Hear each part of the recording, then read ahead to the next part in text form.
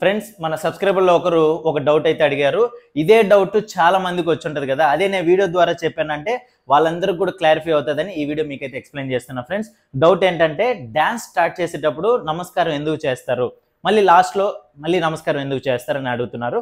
Friends దీనికైతే ఒక valuable reasons 3 అయితే ఉన్నాయి. దానికి ముందు మన ఇండియాలో వెస్ట్రన్ డ్యాన్స్ ఇన్స్టిట్యూట్స్ తీసుకున్నా, క్లాసికల్ డ్యాన్స్ ఇన్స్టిట్యూట్స్ తీసుకున్నా, మనం స్టార్టింగ్ వెళ్ళి జాయిన్ అయిన వెంటనే డైరెక్ట్గా డ్యాన్స్ స్టెప్స్ అయితే నేర్పించరు. ఫస్ట్ నమస్కారం నేర్పించిన తర్వాత మళ్ళీ స్టెప్స్ నేర్పిస్తారు.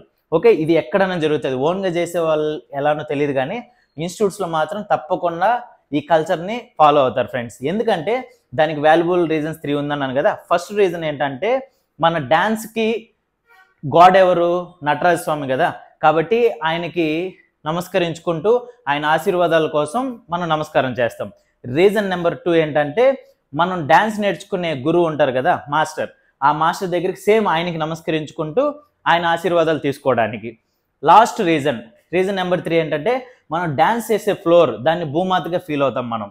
ఓకే, దానికి మనం సేమ్ నమస్కరించుకుంటూ ఆశీర్వాదాల కోసం. ఈ 3 రీజన్స్, ఈ ఇంపార్టెంట్ రీజన్స్ కోసం మన పెద్దవాళ్ళ దగ్గర నుంచి తరతరాలుగా అదైతే డ్యాన్స్ క్రియేట్ అయినప్పటి నుంచి ఇది ఫాలో అవుతున్నారు ఫ్రెండ్స్. కాబట్టి ఇది కొందరికి తెలియదు, కొందరికి తెలుసు. తెలియని వాళ్ళ కోసం నేను ఇది క్లియర్గా అయితే ఎక్స్ప్లెయిన్ చేశాను. బట్ కొంతమంది స్టేజ్ మీద చేస్తారు కదా, అక్కడ వచ్చి ఆడియన్స్ వాళ్ళ ఒక బ్లెస్సింగ్స్ కూడా తీసుకోవడానికి కొందరు స్టేజ్ పైన కూడా చేస్తారు ఫ్రెండ్స్. ఇంతే, ఈ 4 రీజన్స్ తప్ప నాకు తెలిసిన దాంట్లో మీకైతే ఎక్స్ప్లెయిన్ చేశాను. ఇలా మీకు ఇంకేదన్నా కూడా డ్యాన్స్లో కొన్ని డౌట్స్ ఉంటే తప్పకుండా నాకు కామెంట్ చేయండి.